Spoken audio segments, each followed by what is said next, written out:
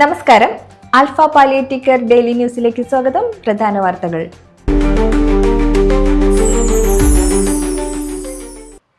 Panangad government higher secondary school ആരിഷ് club അംഗങ്ങൾ Alpha Irinjalakuda link centre സന്ദർശിച്ചു.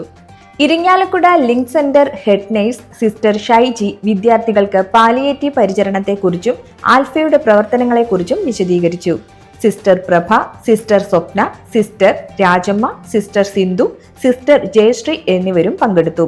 കമ്മ്യൂണിറ്റി വെൽഫെയർ ഓഫീസർ മേഘ്ന അനിൽകുമാർ പരിപാടികൾക്ക് നേതൃത്വം നൽകി. ആൽഫ പാരവൂർ സാന്ത്വന കണ്ണിയിൽ വീഡിയോ ഒപിക്ക് ഇന്ന് തുടക്കം കുറിച്ചു. രോഗികൾക്കും കുടുംബാംഗങ്ങൾക്കും ത്വരിതഗതിയിൽ സേവനം എത്തിക്കാനും ദൂരപരിമിതികളെ മറികടക്കാനും കാര്യക്ഷമത വർദ്ധിപ്പിക്കാനും വീഡിയോ കോൾ വഴി നടത്തുന്ന ഈ നൂതന ഒപി സംവിധാനം പ്രയോജനപ്പെടുന്നുണ്ടെന്ന് സെന്റർ സെക്രട്ടറി OM ജോബി അറിയിച്ചു. ആൽഫ പുനലൂർ സെന്ററിൽ ECS സംവിധാനത്തിലൂടെ സംഭാവനകൾ ശേഖരിക്കുന്നത് നടപ്പാക്കുന്നതിനായി ബോധവൽക്കരണ ക്ലാസ് സംഘടിപ്പിച്ചു.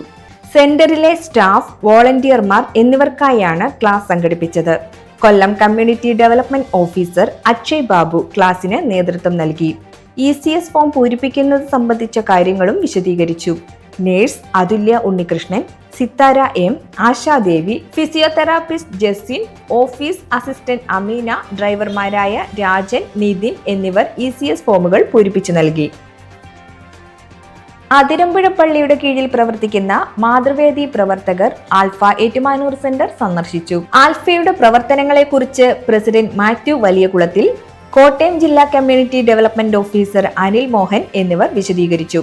തുടർന്ന് ഫിസിയോതെറാപ്പി ഉപകരണങ്ങളുടെ ഉപയോഗങ്ങളെപ്പറ്റിയും പ്രവർത്തനങ്ങളെക്കുറിച്ചും നഴ്സുമാരായ മിനി, ബിന്ദു എന്നിവർ ചേർന്ന് മാതൃവേദി പ്രവർത്തകർക്ക് വിശദീകരിച്ചു. സംഘം സെന്ററിന്റെ പ്രവർത്തനങ്ങൾക്ക് സഹായം വാഗ്ദാനം ചെയ്യുകയും അടുത്ത ആഴ്ച മുതൽ സന്നദ്ധ പ്രവർത്തകരായി ഹോം കെയറിൽ പങ്കെടുക്കാമെന്ന് അറിയിക്കുകയും ചെയ്തു. അതിതീവ്ര മഴയുടെ സാഹചര്യത്തിൽ ഇന്ന് നടത്താനിരുന്ന ചാലക്കുടി എക്സിക്യൂട്ടീവ് കമ്മിറ്റി യോഗം മറ്റൊരു ദിവസത്തേക്ക് മാറ്റിവെച്ചതായി സെക്രട്ടറി ഉഷാദേവി അറിയിച്ചു. പുതിയ തീയതി പിന്നീട് അറിയിക്കും. ഇതോടെ ഇന്നത്തെ വാർത്തകൾ അവസാനിക്കുന്നു. ജയ് ഹിന്ദ്.